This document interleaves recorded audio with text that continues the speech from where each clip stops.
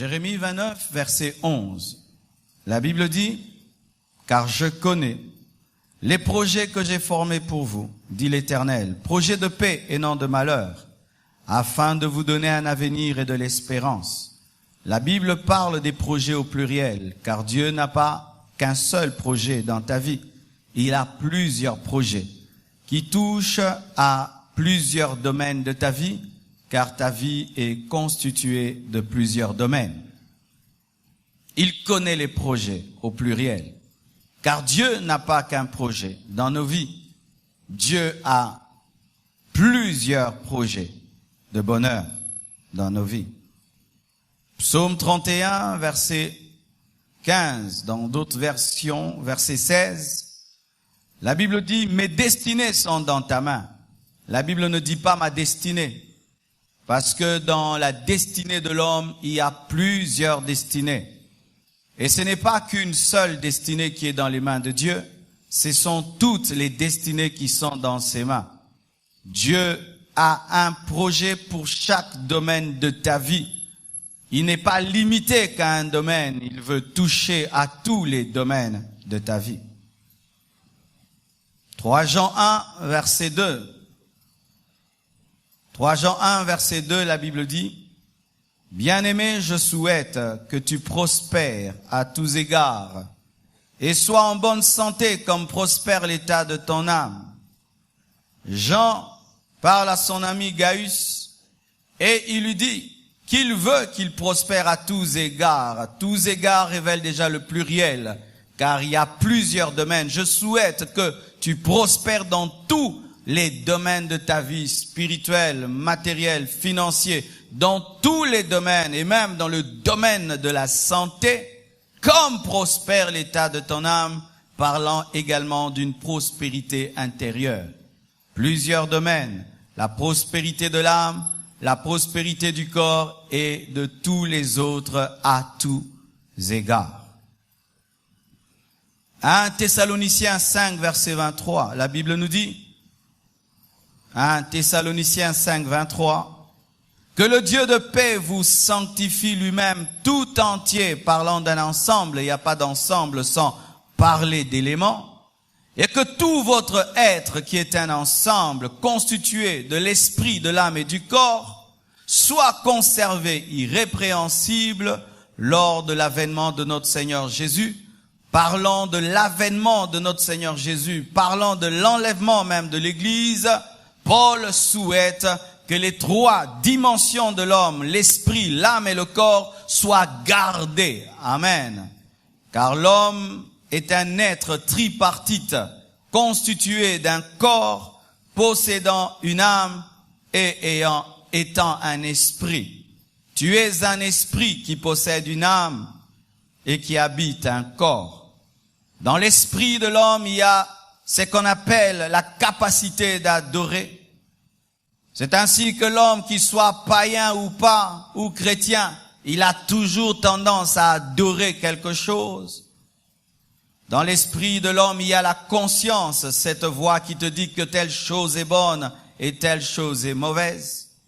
Dans l'âme de l'homme, il y a le conscient. Le conscient, c'est qui fait que tu sois éveillé, conscient de ce qui se passe autour de toi. Le subconscient, cette partie de toi qui fonctionne même quand tu es endormi. L'inconscient, cette partie encore plus profonde de toi qui existe même si tu es dans le coma.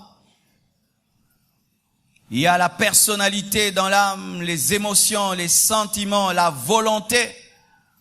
Et dans le corps, nous avons tous ces organes que nous avons. Et tout cela doit être conservé irrépréhensible lors de l'avènement de notre Seigneur Jésus. Dis à ton voisin plusieurs domaines. Alors, bien aimé, il y a plusieurs domaines. Mais la plupart des temps, nous négligeons beaucoup de domaines lorsque dans un domaine nous réussissons. C'est pourquoi Dieu m'a donné ce message pour que tu saches que même si dans un domaine précis de ta vie tu réussis, cela ne doit pas t'amener à négliger les autres domaines qui échouent.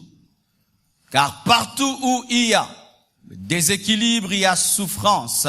Partout où il y a déséquilibre, il y a douleur. La plupart des douleurs que nous avons dans nos vies proviennent du fait que nous avons négligé quelque chose. Vérifie très bien. Tu verras que tes douleurs proviennent d'une négligence. La plupart des douleurs que l'homme a sur cette terre proviennent d'une négligence. Un domaine qui est négligé et qui réclame ton attention par la douleur. Alléluia. Un domaine négligé réclamera ton attention par la douleur.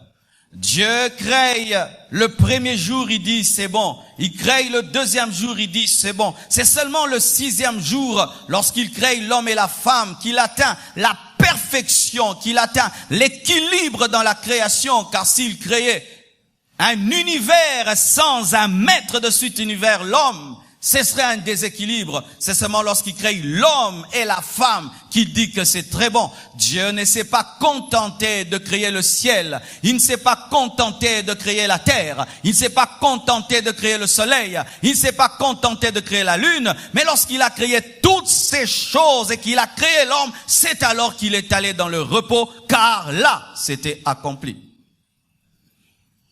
L'une des grandes phrases de Jésus, tout est accompli, nous révèle un Dieu d'équilibre, car il n'a pas dit c'est accompli tout. Pourquoi? Parce que l'œuvre de la croix touche tous les domaines de la vie de l'homme. Tout est accompli.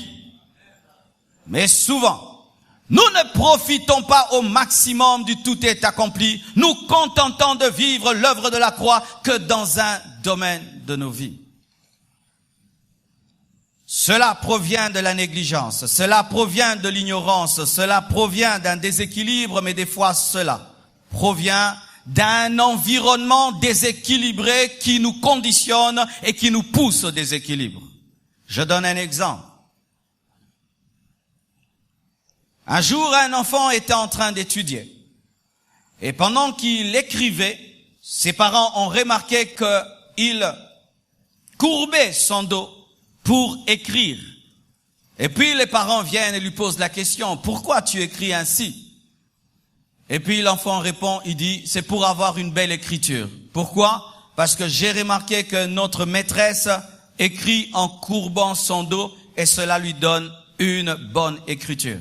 En soi, la maîtresse était bossue et elle écrivait ainsi, pas pour avoir une belle écriture, mais parce qu'elle avait une infirmité. Et souvent nous nous comportons comme ces enfants. Nous regardons autour de nous des gens qui, entre guillemets, réussissent dans la vie. Nous imitons leur infirmité, pensant que ce sont leurs infirmités qui donnent le résultat, alors que ce sont des personnes déséquilibrées qui deviennent des modèles. Des fois, nous utilisons aussi l'esprit de l'autruche, la politique de l'autruche. L'autruche, qu'est-ce que l'autruche fait? Lorsqu'il y a un danger, l'autruche creuse un trou et met sa tête dans le trou et est en sécurité et tout ce qui est derrière, tout son corps reste en dehors du trou et l'autruche pense que le fait que je ne vois rien et que ma tête est cachée, donc je suis en sécurité. Et il y a des gens comme ça, comme je prie beaucoup, donc ma vie va bien. Comme je vais à l'église, donc ma vie va bien. Comme j'ai fait la retraite, je n'ai plus à faire quoi que ce soit, ma vie va bien, tu es déséquilibré. Je pourrais dire ce matin des choses qui pourront te troubler. Et peut-être aujourd'hui t'enlever un peu ta fausse paix, car une paix qui demeure malgré le déséquilibre est une fausse paix qu'il faut ravir afin que tu cherches la vraie paix qui provient de l'équilibre. J'ai observé 10 déséquilibres dans l'Église et dans les chrétiens.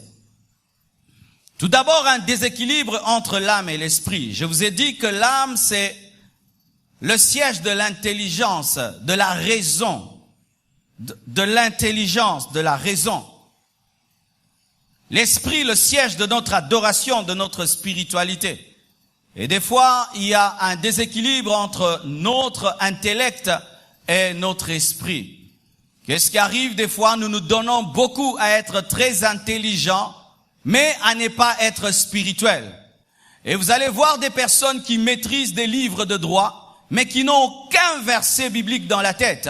Vous allez voir des personnes très très intelligentes, mais qui ne vont même pas comprendre ma prédication. Des personnes qui sont capables de mémoriser des syllabus et des syllabus, mais qui après ce culte, si on leur pose la question, qu'est-ce que le pasteur a dit, ils n'ont absolument rien retenu. Pourquoi? Parce que on développe l'âme, mais on néglige l'esprit.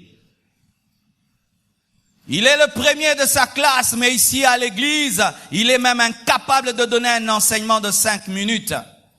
C'est un super homme, un homme intelligent, mais il est incapable de défendre la doctrine de Jésus. Très intelligent dans ce qui est du monde. Beaucoup de diplômes, mais il n'a même pas été baptisé. Il n'est même pas aux affermissements à l'église. Il est incapable de suivre même des affermissements à l'église, mais il a 4 diplômes. Un déséquilibre.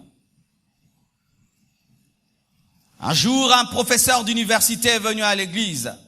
C'est vraiment parmi les hommes intelligents que j'ai rencontrés dans ma vie.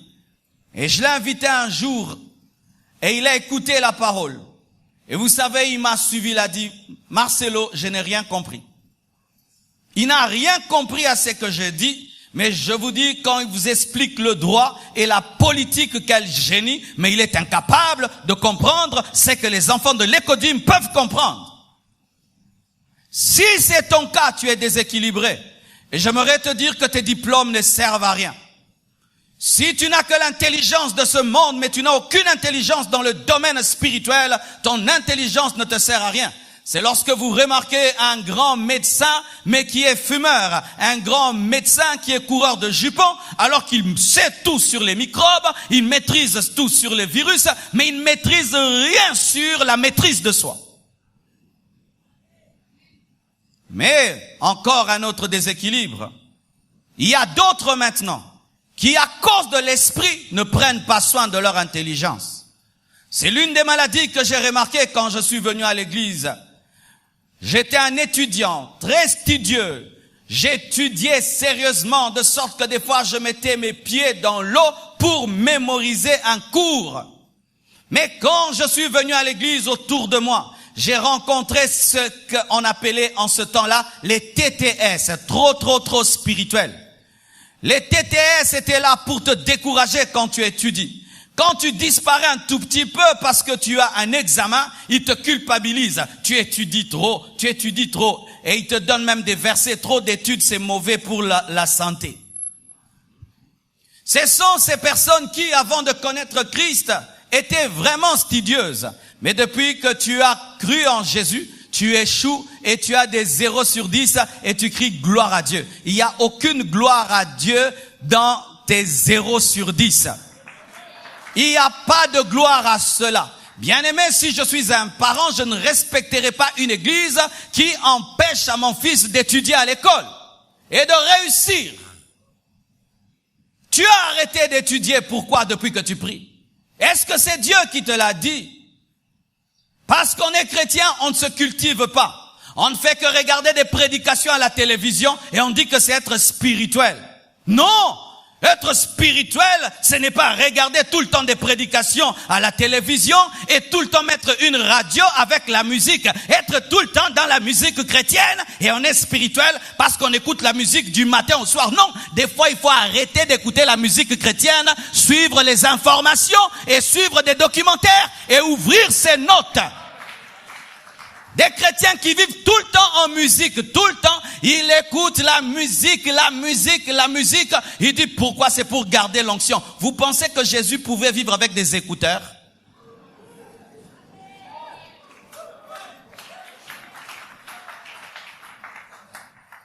Jamais concentré sur la culture. Bien-aimé, lorsque Dieu t'envoie vers un peuple, tu dois maîtriser sa culture. Lorsque Dieu t'envoie un peuple, tu dois maîtriser sa langue. Pourquoi jamais je ne reçois des invitations des églises anglophones?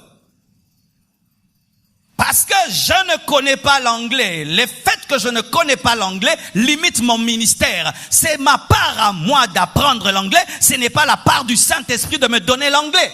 Ainsi, en négligeant l'anglais, il y a des pays vers lesquels je ne serai jamais envoyé parce que je ne connais pas l'anglais. Mon frère, ma sœur, j'ai remarqué dans l'église des gens très intelligents. Mais lorsqu'ils viennent à l'église, c'est comme si l'intelligence devient de la sorcellerie qu'on doit mettre dehors. J'avais dernièrement une réunion avec les trésoriers de l'église et c'est parmi les choses fortes que j'ai reçues quand je leur parlais. Je leur ai dit, pourquoi quand nous sommes en train de gérer notre argent, nous y mettons de l'intelligence. Quand tu gères ton salaire, tu y mets de l'intelligence. Mais quand c'est l'argent de l'église, on n'y met pas de l'intelligence. Celui qui connaît la comptabilité, du coup, il ne connaît plus. Celui qui connaît l'économie ne connaît plus. Celui qui connaît l'investissement, il ne connaît plus. Quand c'est l'argent de Dieu, on oublie tout ce qu'on a étudié. Et il y a des gens ici, ils ont étudié, mais l'église est en train de souffrir alors qu'ils ont étudié. Ils ont maîtrisé les lois qui nous font souffrir, mais comme ils pensent qu'il faut prophétiser, ils nous laissent souffrir. Le grand prophète Joseph, lorsque la révélation lui était donnée, c'était une révélation économique. Gardez pendant les temps de vaches graisses pour préparer les temps de vaches maigres, le 1/5. C'est un principe de micro et de macroéconomie.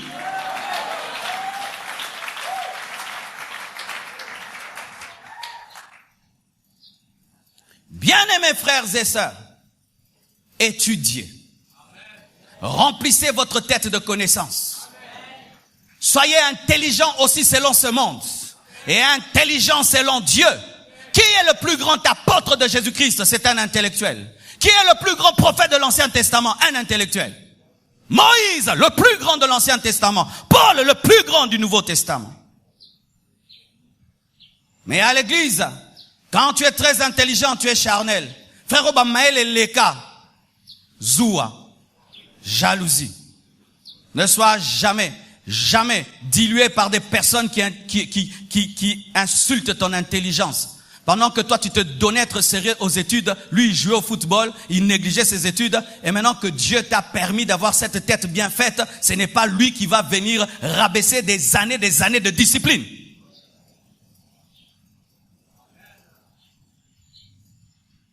Dites Amen.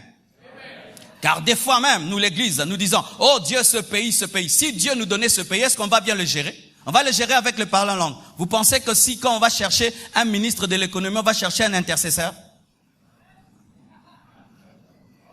Quand on va chercher quelqu'un pour construire des routes, on va chercher celui qui prophétise? Bien-aimé, ne néglige pas ton intelligence à cause de ton esprit et ne néglige pas ton esprit pour ton intelligence soit équilibrée. Et d'autres négligent leur corps. Négligent leur corps pour leur esprit. Ils deviennent tellement spirituels qu'ils disent que ce corps ne sert à rien. Bien aimé, Dieu n'est pas contre le corps, il est contre la chair. Il y a une différence entre la chair et le corps. La chair, c'est une dimension dans ton âme qui te pousse vers le péché. C'est l'homme adamique. C'est cette nature en toi qui te pousse vers le péché, mais ce n'est pas le corps. Le corps, c'est le temple du Saint-Esprit. C'est un instrument de Dieu. Dieu aime beaucoup le corps, mais Dieu n'aime pas la chair. Dieu aime ton corps, mais il n'aime pas ta chair. Mais nous mélangeons le corps et la chair, alors que le corps c'est le corps, la chair c'est la chair. Il faut crucifier la chair, mais pas crucifier le corps. Et qu'est-ce qui arrive? Lorsque tu étais dans le monde, tu étais une belle femme, très très belle, très très jolie. Mais depuis que tu t'es converti, tu ressembles à un garçon. Et tu penses que Dieu a réussi. Dieu a échoué, et ce n'est pas Dieu. C'est toi qui es négligente. Tu commences à marcher comme un garçon. Au nom de la spiritualité, c'est à comme un brancard. Non. La tamola, ma sœur. Alléluia. Et puis tu salues. Salut avec une voix d'intercesseuse. Non, salut avec douceur. Oh, donne-moi un amen. Et ça vous crée des problèmes dans vos couples. Lorsque tu ne priais pas, ton mari te désirait. Depuis que tu pries, ton mari ne te désire pas. Pourquoi? Tu es tout le temps en foulard. Bizarre, tu ressembles même à sa maman. Oh, je dis la vérité. Alléluia. Ta spiritualité, c'est devant Dieu, mais tu dois attirer ton mari. Ta spiritualité, c'est devant Dieu, mais tu dois attirer ton mari. Mais ce n'est pas non plus que je dis beaucoup comme rouge, bleu, blanc, tout ça là, non. Ou vous mettez des maquillages maintenant comme des démons, des cheveux comme des sorcières, non plus. Ça, c'est une autre extrême. Mais tu dois être belle, maman. Tu dois te parfumer, maman. Tu dois bien t'habiller, être propre à la maison, propre à l'église, pour que ton mari te désire et qu'il ne regrette pas que tu te sois converti. Regarde tes photos quand tu étais païenne et tes photos quand tu es chrétienne. Nanali Moninga. L'onction donne la beauté. L'onction donne la gloire. Je suis contre cette spiritualité où on jeûne en désordre. Il y a un temps pour jeûner, un temps pour manger. Il y a un temps pour jeûner, un temps pour manger. Il y a un temps pour jeûner, un temps pour manger. Il est totalement interdit à maman blanche de jeûner tout le temps. Totalement interdit. Il y a un temps elle jeûne, un temps elle ne doit pas jeûner. Osuka betelisko, nazaka aye. Osuka.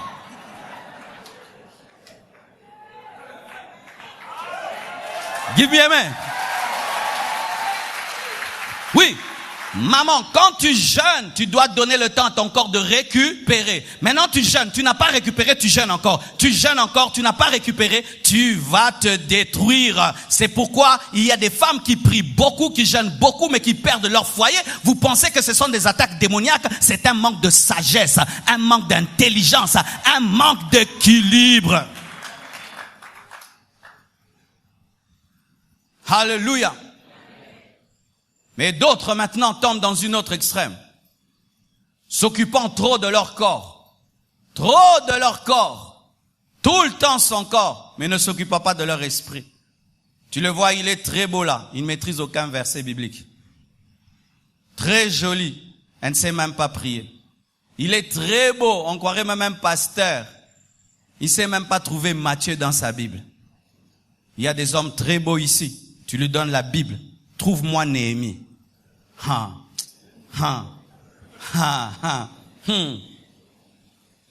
Tu dis, trouve-moi seulement Josué dans la Bible. Il est beau, en cravate, parfumé, beau. Trouve, il ne trouvera pas. Il est trop dans son corps, dans son apparence extérieure. Et des fois maintenant, même les femmes dans les églises tombent dans ce piège. Vous prenez tellement soin de vos corps, mais vous ne prenez pas soin de vos cœurs. Vous prenez tellement soin de vos corps, vous oubliez de travailler votre caractère. Et des fois même vous dites, mais mon mari, je suis une belle femme, je suis une jolie femme, mais pourquoi mon mari cela? Mais parce que bien aimé, le caractère est plus que le corps, même si le corps est important, le caractère est plus important que le corps.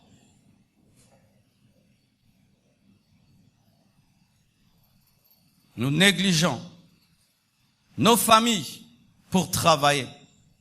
Cela arrivait en Europe, mais aujourd'hui même dans nos pays africains, nous avons maintenant des Congolais qui vivent comme des Européens. Avec la mondialisation, d'ici là, nous aurons la même culture. Et nous avons maintenant de plus en plus des pères, des mères qui ne font que travailler mais qui n'ont pas le temps pour leurs enfants. Qui font que travailler mais qui n'ont pas le temps pour leurs femmes. Ramenant le salaire, certes, mais ne donnant jamais leur présence. Vos enfants ont besoin de jouer avec vous. Ils ont besoin de voir papa. Ils ont besoin de voir maman. Il nous arrive des fois d'être dans la chambre en train de causer. Et vous voyez, les enfants viennent, frappent à la porte et regardent. Vous êtes là, oui, et ils partent. Et puis on leur dit, pourquoi vous faites ça? On veut seulement se rassurer que vous êtes là. Ça donne la paix aux enfants de savoir que papa et maman sont là. Mais toujours parti. Et tu achètes des choses et tu donnes des choses à tes enfants. Mais quand l'enfant veut jouer avec toi, veut blaguer avec toi, tu es toujours parti. Et nous créons des foyers dysfonctionnels et déséquilibrés. Pour ceux qui ont des enfants, je vous assure, à chaque découverte, l'enfant revient vers toi pour te dire ce qu'il a découvert. Ils viennent même, papa, maintenant je sais faire ça. Je sais maintenant faire ça. Hein, oui, les enfants, maintenant je fais ça. Il vient, je peux faire ça. Il revient, j'ai découvert maintenant, je peux faire ça. Et puis tu fais avec lui, il est content. Papa sait maintenant qu'il sait faire. Maintenant quand il veut te dire, papa, je peux faire. Toi, tu n'es jamais là, tu n'es jamais là, tu n'es jamais là. Et un jour, tu veux devenir l'ami de tes enfants, mais c'est trop tard. Ils n'ont plus le temps de te chercher, car tes enfants ne te chercheront pas toujours. abandonnant les femmes à la maison, le boulot. Aujourd'hui, les femmes commencent même à tromper leur mari. Des choses qui n'arrivaient pas en Afrique. Les femmes africaines commencent aussi à tromper leur mari. Le mari, tout le temps, le boulot, mais ne sait pas satisfaire sa femme, ne sait pas combler sa femme. Revenons toujours fatigués avec l'argent, fatigués avec des cadeaux, fatigués avec l'argent des cadeaux. Mais bien aimés, j'aimerais vous dire que ça ne comble pas une femme. Et arrêtez de vous cacher derrière votre argent. Arrêtez de vous cacher derrière les cadeaux. Soyez des hommes. Oui, c'est de l'escroquerie. Rosalé sur l'ôté, kabakado, kambon. Olaka kiwana.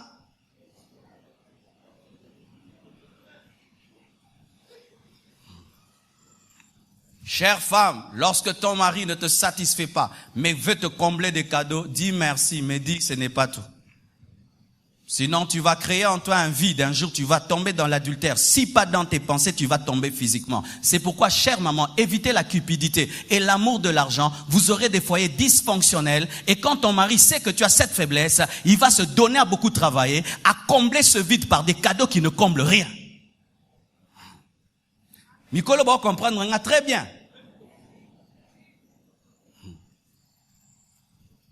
Et d'autres, au nom de la famille, négligent le travail. Bien-aimé, c'est vrai que tu aimes ta famille, mais si tu veux commencer une entreprise, tu n'es pas obligé d'engager tes frères et sœurs. Au nom de la famille, nous engageons même les incompétents.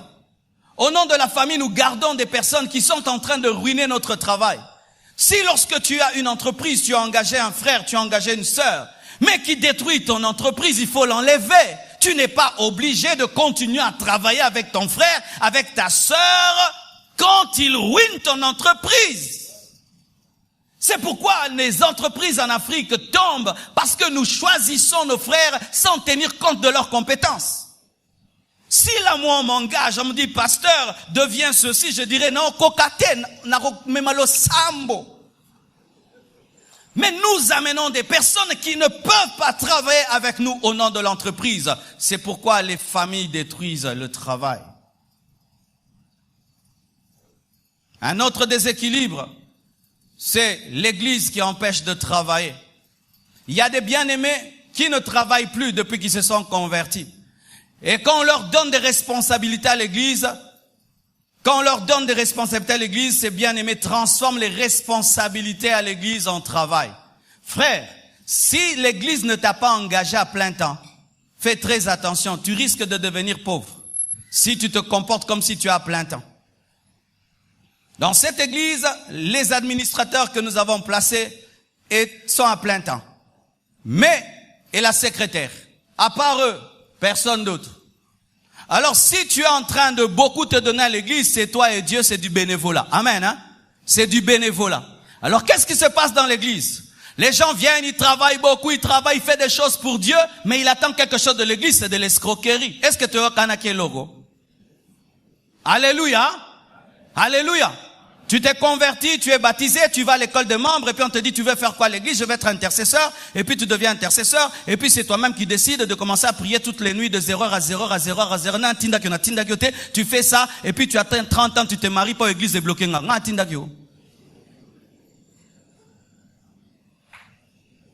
C'est pourquoi je suis contre ces églises qui établissent des programmes qui empêchent à leurs fidèles de travailler. Et personne dans cette église ne peut dire que l'église Compassion m'empêche de travailler. Nous avons des cultes de 2 heures du temps ou maximum 2h30. Et nous commençons nos cultes le soir de 16h30 à 19h30, attendant que vous travaillez d'abord et que vous veniez à l'église. Alors s'il y a quelqu'un qui dira que l'église m'a empêché de travailler, au cosit au pesakio temps au salle. Alléluia. Faites attention, bien-aimés, d'être victime d'un réveil mal compris. Alléluia. Travaillez. Même si tu sens l'onction, même si tu sens la puissance, bien-aimé, travaille. Et si tu as dit que je ne fais plus rien, mais que l'église n'est pas au courant, c'est entre toi et Dieu, tu ne dois pas nous rendre responsables de tes décisions avec Dieu. Alléluia. Travaillez. venir à l'église ne doit pas nous empêcher de travailler. Car de plus en plus, vous allez voir les étudiants et les jeunes, quand ils viennent à l'église et ils sentent l'onction de Dieu, du coup ils disent que Dieu m'a dit de ne plus rien faire. Bien aimés frères et sœurs, Dieu ne nous a pas tous appelés à être des pasteurs. Amen.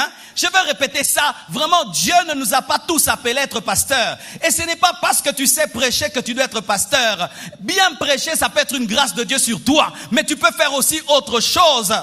Mais si tu viens à l'école du ministère, tu dois tout abandonner. Si tu te distingues spirituellement, tu dois commencer à prêcher et ne rien faire que cela. Faites très attention. Nous allons créer des ministères qui n'existent pas et que des personnes que Dieu n'a pas appelées à le servir. On sert Dieu parce que Dieu t'a appelé, parce qu'il t'a parlé. On ne sert pas Dieu parce qu'on sait prêcher, parce qu'on connaît des versets, parce qu'on connaît la Bible, parce qu'on a des responsabilités à l'église. Il faut que Dieu te parle. Il faut que Dieu te donne un mandat. Alléluia. Mais d'autres travaillent. Ils travaillent tellement qu'ils n'ont même pas le temps pour l'église. Ils n'ont plus le temps pour l'église. Dans ton entreprise, tu es parmi les meilleurs travailleurs. Mais dans cette église, tu ne fais rien du tout. Et je t'assure qu'au dernier jour, tu n'auras aucune récompense. Très zélé dans le monde, très zélé dans la vie, très zélé dans les affaires, très zélé, mais dans l'œuvre de Dieu, tu ne fais rien. Que fais-tu pour Dieu? Que fais-tu pour Dieu? Beaucoup sont en train de se plaindre. Dieu ne bénit pas mon travail. Comment Dieu va bénir un travail qui ne lui rapporte rien? Comment Dieu va bénir un travail qui t'empêche de le servir? Comment Dieu va élever un travail qui t'empêche de le servir? Et j'aimerais parler aux papas, car c'est souvent les papas qui travaillent, les mamans. Dans nos églises, nous avons tendance à croire que ce sont les jeunes qui doivent servir Dieu. Et quand nous, on est adultes, on vient à l'église là, le dimanche, et on regarde comment les choses se passent. Les mêmes personnes qui viennent le dimanche, ne servant pas Dieu, attendent que l'église se remplisse.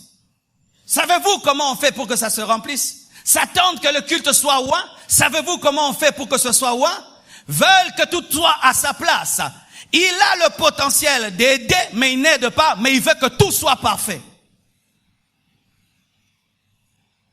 Tu connais des choses qui peuvent nous aider. Tu connais des choses qui peuvent nous faire avancer. Mais tu nous regardes servir Dieu. Pourquoi? J'ai trop travaillé dans mon boulot. Dimanche, je viens me reposer. Bien aimé, au dernier jour, tu n'auras aucune récompense. Aucune récompense. Un déséquilibre.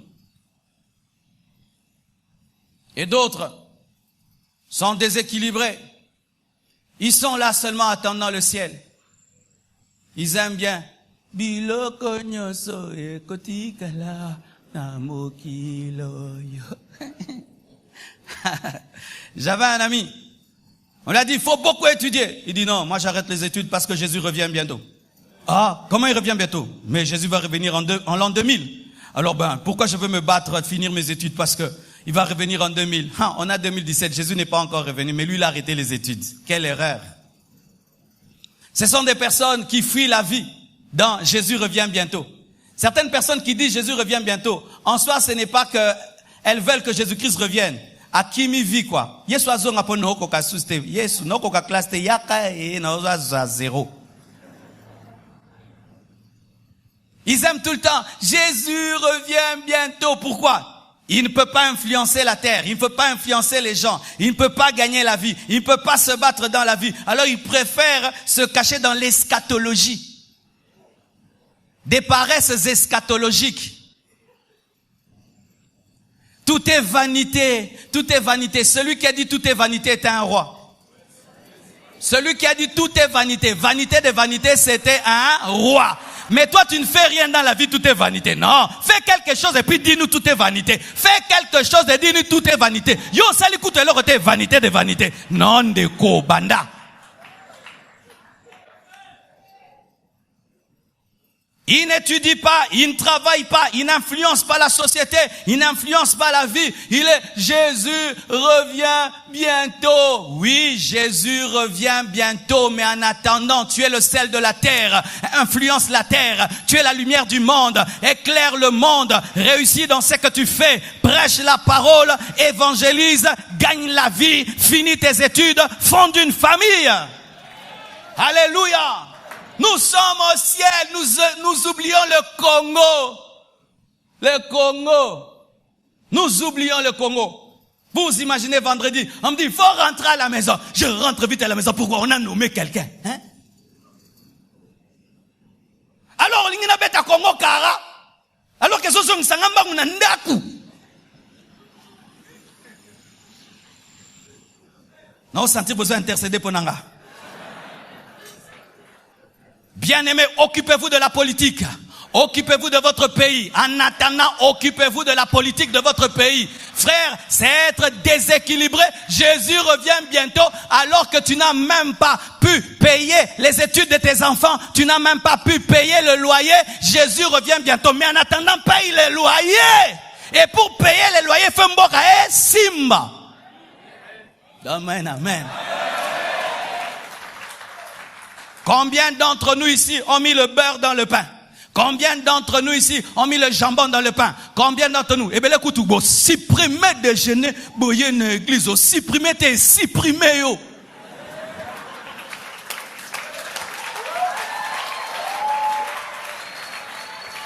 Alléluia. Il y a des actions de grâce qu'on les fait. Dieu sait que ça vient du Congo. Nous avons une commission pour le nazi déjeuner. Oh, petit Congo. Amen, amen. Dans d'autres pays, quand on donne aux enfants la nourriture, ils disent, je ne veux pas manger, je ne veux pas manger. Dans notre pays, ajoute encore, je ne suis pas rassasié. Quand on était des enfants, n'est-ce pas, que quand tu fais trop le gourmand, qu'est-ce qu'on nous faisait? Quittez tous la table. Il va finir toute la nourriture. Et qu'est-ce qu'on faisait? On pleure. Non, papa. Non, papa. Il va tout finir. Il va tout finir. Quittez toute la table. Non, papa. Non, papa. Maintenant. Dis. Quittez tous la table. Oh, gloire à Dieu.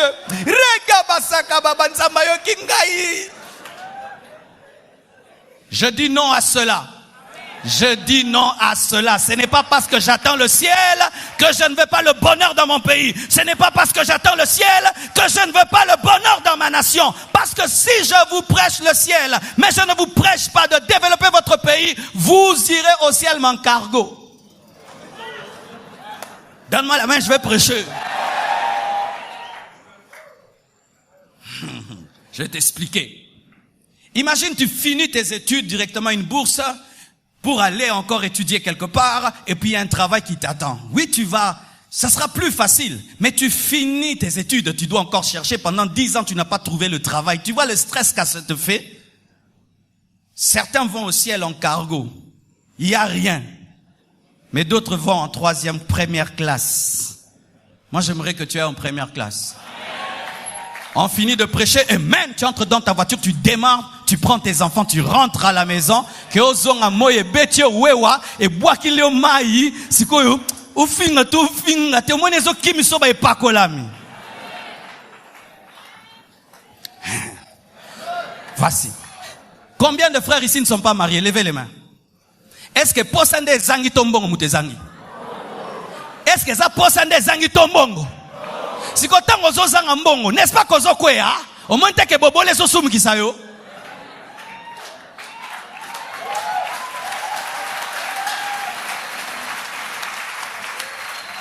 Oui, j'ai un salaire de $300, mais je veux épouser une femme, on me demande $5,000. Je ferai comment? Le temps na kangisa nazo kwea.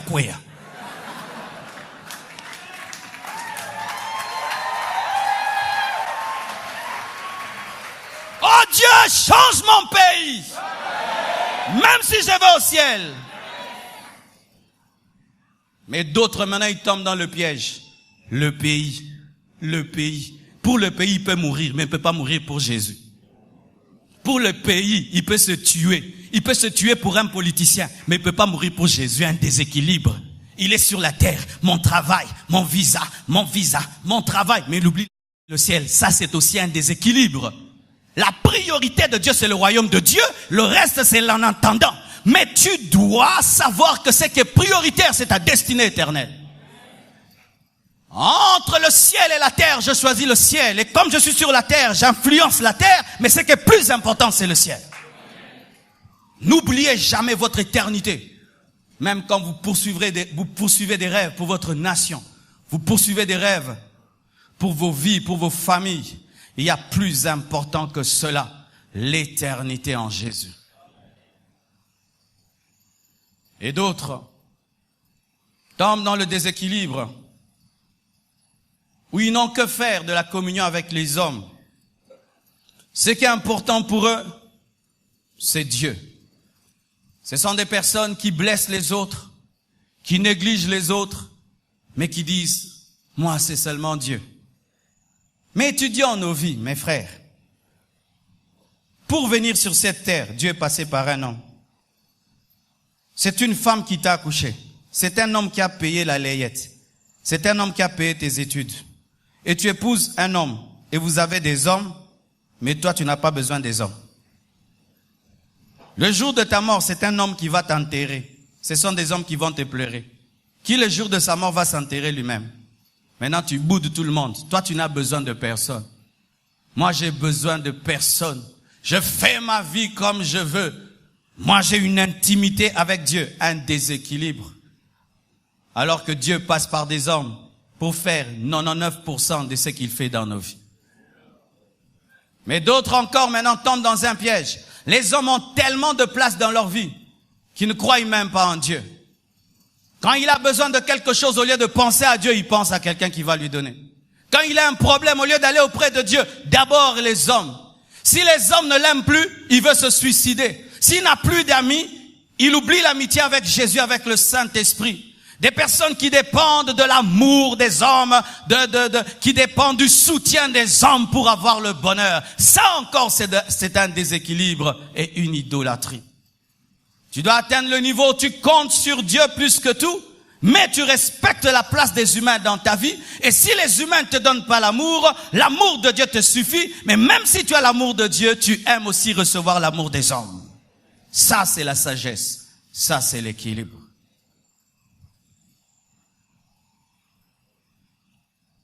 Nous tombons dans le piège de ne voir que la part de Dieu dans nos vies et pas notre part. C'est l'une des choses qui fait échouer les chrétiens. La part de Dieu. Dieu fera.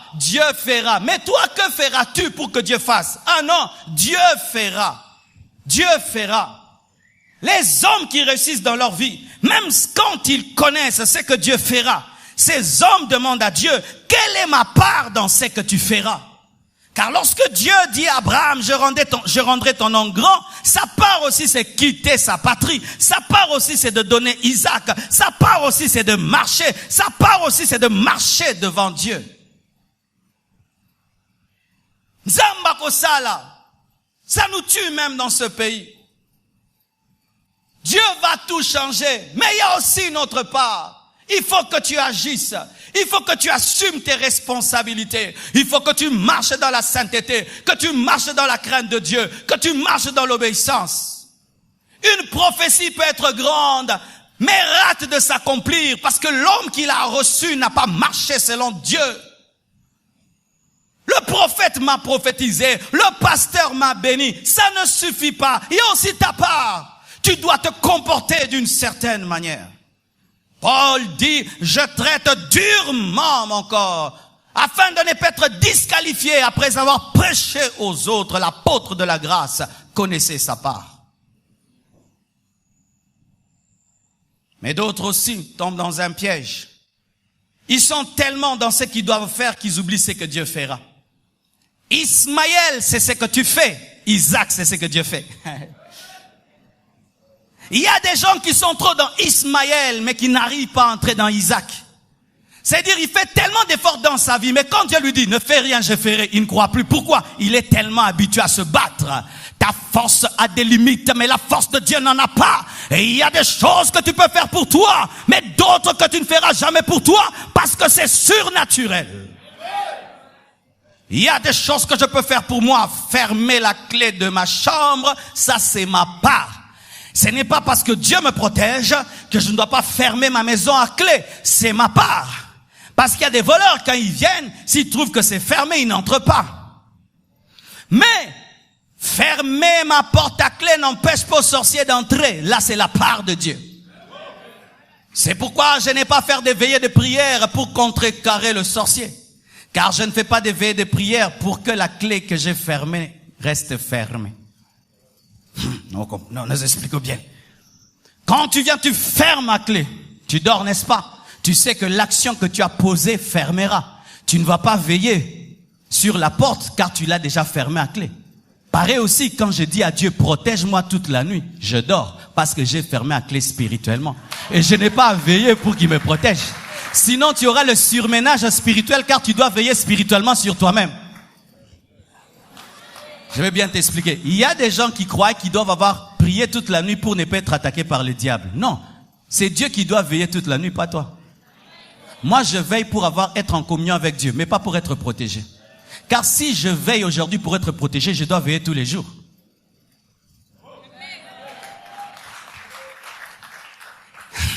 Les démons t'attaquent. Résolution. Veillez de prière. Non. Les démons t'attaquent. Est-ce qu'il y a des portes d'entrée dans ma vie? Non. Le prince de ce monde vient, mais il n'y a rien de lui en moi. Ok, Seigneur, j'enlève tout péché dans ma vie au nom de Jésus, pardonne-moi. La foi, le bouclier. Père, je crois que ton sang me protège et me garde. Et je dors en toi. Amen. Amen. Amen. Mais si tu dois veiller de 0h à 6h pour veiller sur toi-même, tu vas le faire pendant toute ta vie. C'est pourquoi lorsque vous allez au boulot, vous dormez. Les chrétiens deviennent des mauvais travailleurs parce qu'ils ne dorment pas. Soki musali no ala la rate, akosala ndenge nini na tongo. Et pour parvenir à dormir, il faut parvenir à entrer dans la foi où Dieu fait et te garde. Et tu fais des veillées exceptionnellement parce que l'esprit te conduit. Mais si toute ta vie ce sont des veillées de prière, quand est-ce que même tu auras le temps pour ta femme? C'est pourquoi il y a des femmes qui n'aiment pas épouser des hommes de prière parce qu'ils sont déséquilibrés. AVA, CAC.